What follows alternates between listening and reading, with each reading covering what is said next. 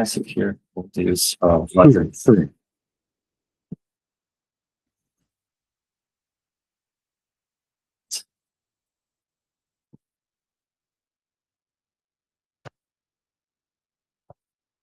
Good morning. My name is Ivan Krylov. I'm a PhD student at the Higher School of Economic University in Moscow, and also I'm a researcher at the Research and Forecasting Department at the Central Bank of Russia.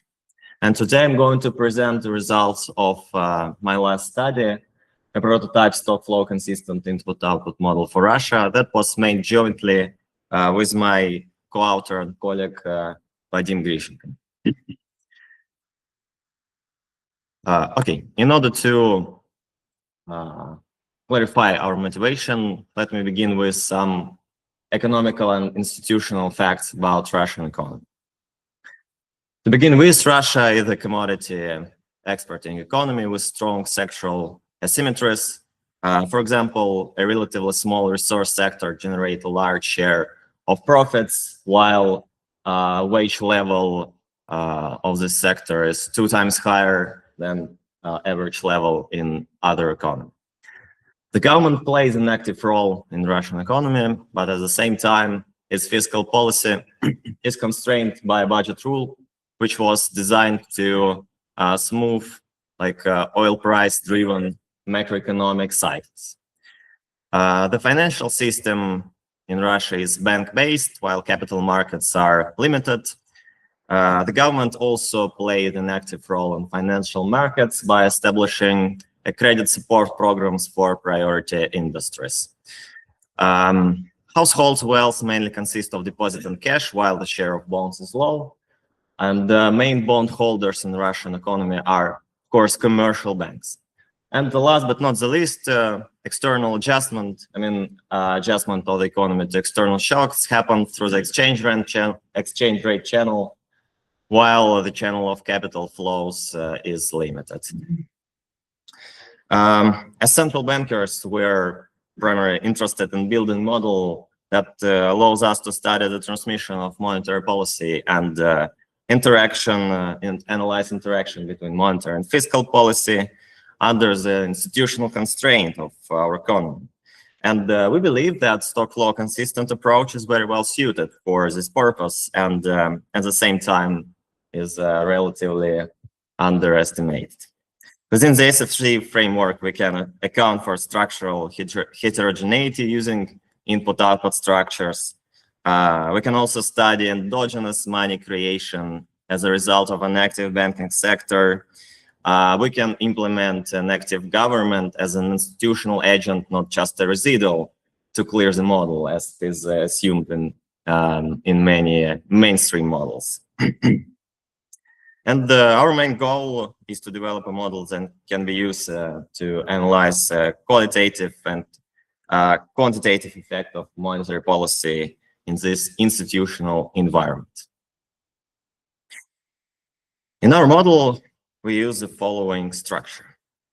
We assume that the economy consists of 3 productive sectors: a resource exporting industry, which is exporting oil to the other world, an industry which the government is considered as a priority industry and subsidizes its credit, and a non-subsidized industry, which corresponds to an aggregate economy. We assume that there are 2 types of households, workers and capital owners, with different income sources and saving behavior. We integrate the bank-based financial sector. We assume that banks set loan rates and deposit rates according to fund transfer pricing, and they can also ration credit to firms based on firms' risk. An active government plays a role in our model to spend money subsidizing priority industries and smoothing oil price-driven macroeconomic cycles through a fiscal rule. A central bank set the policy rate and refinancing commercial banks if it is needed, and the rest of the world is assumed to import Russian oil and supplying goods to our economy. Okay, now I will briefly present the main equations of the model. As is in many post-Keynesian models, the main driver of economic activity in our framework is consumption demand. We assume that households of both types consume some share of their disposable income and some fraction of their monetary savings each period. Households also reacts to changes in the attractiveness of bank deposit by adjusting their saving behavior. Both types of household receive wages and interest payment from deposits, but capital owners are also receiving distributed profits from firms and banks and the interest payment for government bonds. They both pay taxes to the budget, and low-income households are taking consumption credit and pay interest for them. Households allocate their consumption among industries, and a part of consumption is spent on imported goods. Firms are assumed to be the main borrowers in our model. We assume that firms use their own funds to pay wages, depreciation, and interest payment. In contrast, inventories and capital expenditures are financed through credit, and we assume that inventories part cannot be rationated, while capital expenditures part indeed may be rationated by bank. The ideas are summarized on this slide. Firms set a target level of capital. This target is positively related to employment and negatively related to interest rate. Based on this target, firms demand investment loans from banks, and these loans may be partially rationated. Now let me focus on the government sector, because we try to include most of key institutional features of Russian government in our model. The government collects three types of taxes: payroll taxes, profit taxes, and export taxes. However, not all of these taxes are directly used for government purchases. At this point, I introduce a fiscal rule that is used in our model. In the first stage, the government sets like base oil price and set it in the law. For example, $60 per barrel, and calculate which oil revenues would be at this price. This is their this equation. Excess oil revenues, which is the difference between actual oil revenue and base oil revenue, is accumulated to the sovereign wealth fund. That can be used later to finance credit subsidies to priority industries. Let me now describe how the government spends the collected resources. The difference between total tax and excess tax go to the budget, and the government then carries out spendings by direct purchases from industries. We assume that the government aims to avoid the debt crisis, and therefore it reduces public spending when the government debt exceeds a target level, which is assumed to be a share of the total GDP. The budget deficit is financed through taxes and through issuance of new government bonds. In addition, the government provides credit subsidies to priority industries.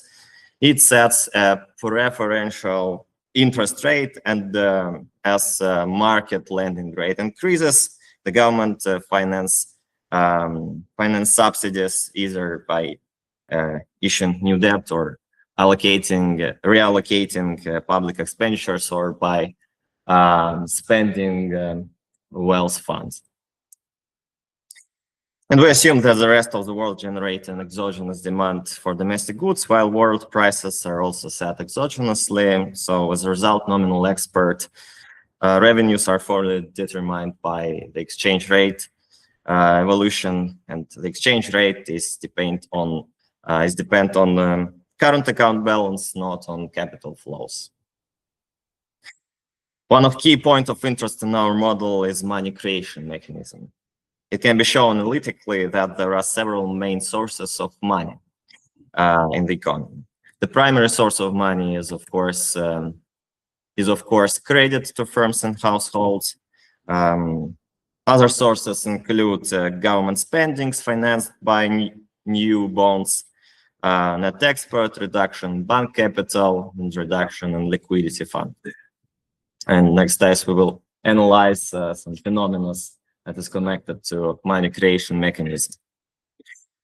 Let me briefly discuss the calibration of the model. Our model is not fully empirical, but we attempt to calibrate it using real-world data.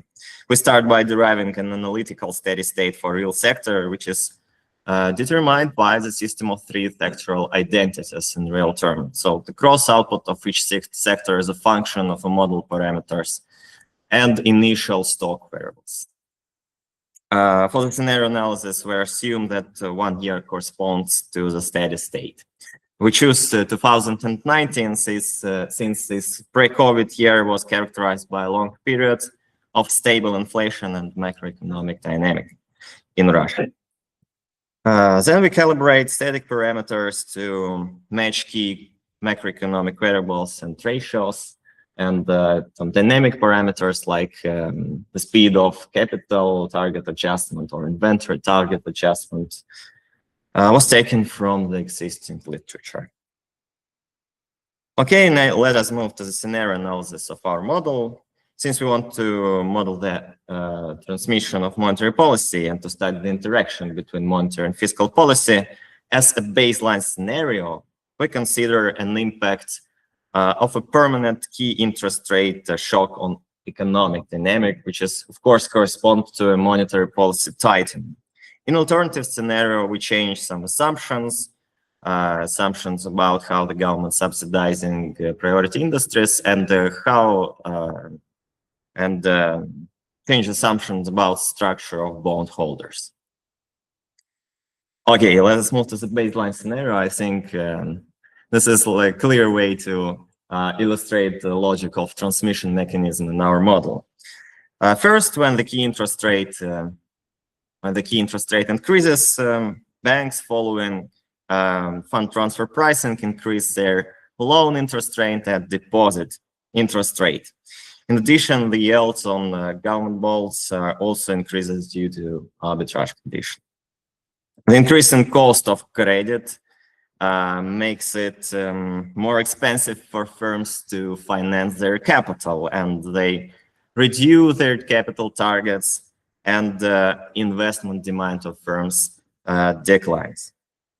Second, an increase in deposit return makes savings more profitable for consumers and consumption less attractive. And as a result, consumer demand decreases. As the import demand as a part of total consumption, import also shrinks, domestic currency appreciate, and given the stable real demand for Russian goods from the external sector, export revenue also falls.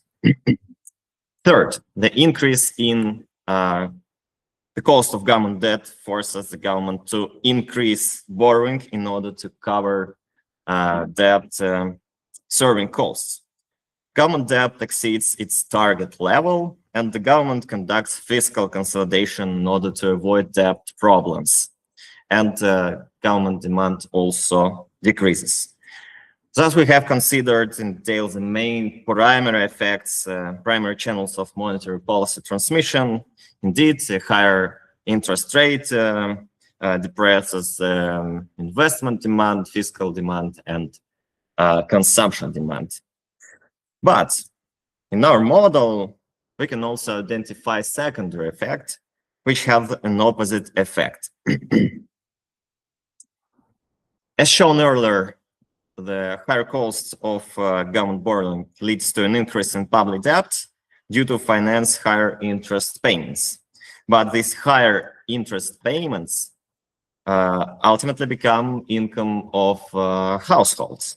How is it possible? In simple case, if households hold government bonds, their income increases directly. But if bonds are held by commercial banks, household income increases also through higher distributed banks' profits, and thus the disposable income of household increases in any case, and consumer demand increases as well. Higher consumer demand leads to an increase in firm sales. Firm revise their expectations about future, increase their target level of capital in order to meet higher demand in the future, and increase their investment demand. In addition, higher consumption demand induces higher import demand. Domestic currency depreciates, and under given real demand from the external sector, revenue of exporters also expands. And thus the model shows positively secondary effect on GDP. We can observe the dynamic of GDP components in these figures. All of them show similar pattern that we have just discussed in detail. First, the decrease in demand component after the increase in interest rate, and then a partial increase in demand due to wealth effects. We also separately consider the dynamic of credit, since credit makes the main contribution to the money supply, which is a part of consumption function. The dynamic of credit can be also separated to primary and secondary effects. First, when the interest rate increases, industry sales sharply decline, and as a result, inventories decline sharply. And as inventories are needed to be financed through credit, so credit increases after shock. In addition, the government subsidized credit to priority industries, supporting credit at a higher level at the initial period. But however, as total demand in the economy decrease, firms revise their sale expectations and expectations downward, and both capital target and inventories target decline across sectors, and which leads to a decline in total loans. So we explained increase in credit after shock, and then decline in addition. Okay, after we have considered in detail the transmission of monetary policy in our model, we now analyze how this transmission changes when some assumptions are modified. In the first experiment, we changed the way in which the government finances credit subsidies to priority industries. We consider 3 different cases. In the first case, the government subsidizing credit with new issuing bonds. And in that case, as I said before, government supports credit, but it is forces to conduct fiscal consolidation in order to avoid debt problems in the future. The other case, when the government finances its subsidies like cuts in other spendings, it is directly reduces the demand for goods. It is directly reduces the demand for goods in other industries. And the third way for the finance their expenditures is to spend money from the liquidity fund. In that case, the government doesn't need to conduct fiscal consolidation or reduce the volume of direct purchases from industries. And for the government, it is, of course, an advantage, this approach. But the result considered of each case leads to the following results. When subsidies are financed through the liquidity fund, aggregate demand decreases less in comparison to other ways of financing. As I said before, from the perspective of the government, it is a preferred way to finance subsidies, but from the perspective of central bank, it means weakening of transmission of monetary policy due to less reduction in aggregate demand. This mechanism can be clearly seen in the cumulative responses of money supply and its components. In the case of subsidies financed from the sovereign wealth fund, first we see an additional money creation in comparison to the case of financing by new bonds, and then a less reduction. Okay. The next scenario that we consider is the effect of the structure of bondholders on the transmission of monetary policy. We consider two opposite cases. The first one, when all government bonds are held by commercial banks, and the second one, well, all government bonds are held by households. In order to understand what's happened with the money supply in each case, let us consider a simplified version of a change in the balances of banks and households. When the government carries out spendings, and purchases goods from firms, the bank creates a new deposit on the firm's account. In return, the bank receives an asset, which is a new bond that was just issued by the government. First are owned by households, so in the end, new deposits are somehow transferred to household accounts. And as a result of this process, new money is created in the economy, and this purchasing power participates in the formation of aggregate demand. Now, let us assume that all bonds are held by households. For example, households buy bonds from commercial bank. In this case, the bank reduces its liability, but at the same time sell its asset as a government bond. At the same time, households receive this asset and pay with money from their accounts. And that's why money that was previously created are now destroyed. And this leads to macroeconomic effects. When households hold all government bonds, the reduction in aggregate demand is largest. And when banks hold, the largest is when households held all government bonds, and the smallest when all bonds are held by bank. So the structure of bondholders has different effect on transmission of monetary policy. And this mechanism can also be clearly seen in the cumulative responses on money supply and its components. If all bonds are held by households, new monies that were previously created are now destroyed, which leads to a bigger decline in money supply in the future. Conclusion: we developed a stock flow consistent input-output model tailored for institutional features of Russian economy. We analyze the channels of monetary policy transmission to aggregate demand and distinguish between primary effect and secondary wealth effect.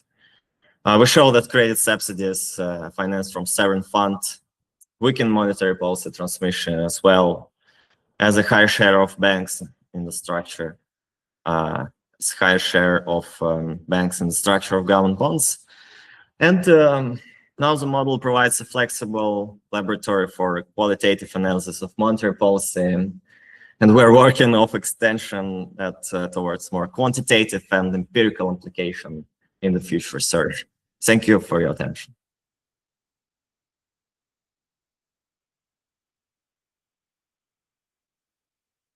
Thank you. As you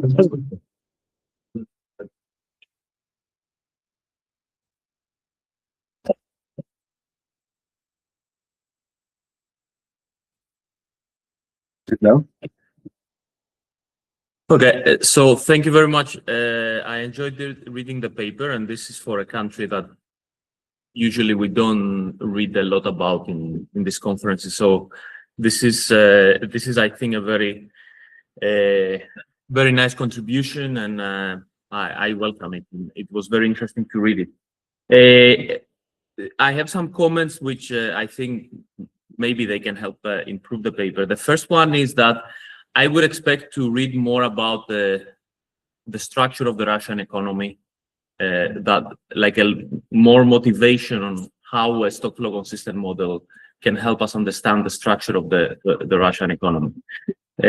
Both in your presentation, but also in the paper, it would be nice to get a little bit of more context about this. Second, related to all this, so there is all this new literature on input-output stock flow consistent model. One question is, how do we define price determination in these models? And I think that cost plus markup pricing is not a good way to model prices in every sector.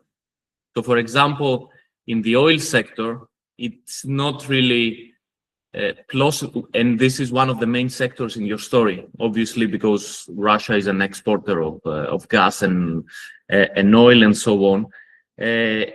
Like in the oil sector or some other sectors, I think it's more plausible to model prices as exogenously given in international markets, and then have some sort of endogenous markup which adjust to exogenous fluctuations of the prices. In this case, in the case of Russia or other countries like Russia, you can see what is the effect of fluctuations in international prices of oil on the domestic economy. And there is, like in the CG literature, it's very common to make this different pricing, to model pricing in different sectors in different ways. Is this for me? No. Okay. Second, in your in the paper, at a certain point, you're saying that you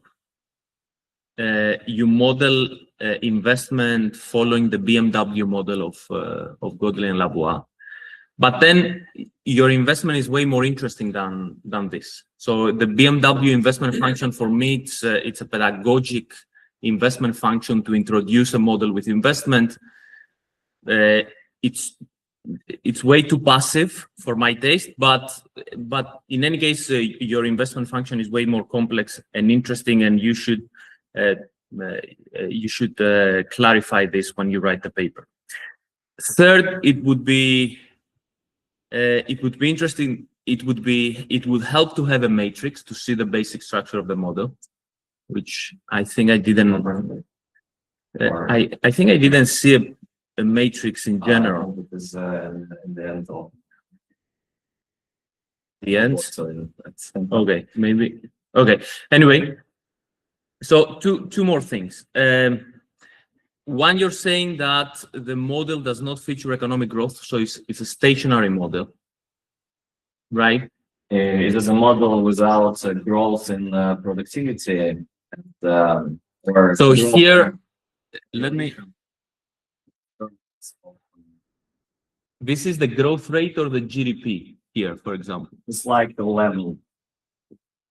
So it's a stationary model, meaning that the GDP is it doesn't grow in the steady state. It's a stationary state, which is, I mean, again, these stationary models are interesting, but in an applied model of a growing economy, I'm not sure if having a stationary model is the best way to do this. And lastly, you sort of calibrate the model with reference to 2019, and you're saying in the paper, and as you explained in your presentation, that this is the year before the pandemic, and so I understand this. But as Gennaro was saying yesterday with reference to another model, we have data for the period after the pandemic in general. So a lot of things have happened since 2019 all over the world, especially in Russia. Even more things have happened during this period. So I think it would be interesting to this would be a very interesting discussion. Like, what is the effect of sanction? What is the effect of the situation that is, is taking place over the last year within the context of the moment? So I guess moving from 2019 towards more recent years would also be interesting. But overall, as I said, a very interesting paper and a welcome contribution. So thank you. Perfect. So, Wanna reply? Time to discuss, or You can reply quickly. Hmm? If you want, you can reply. There's a little time. I want to comment at least one before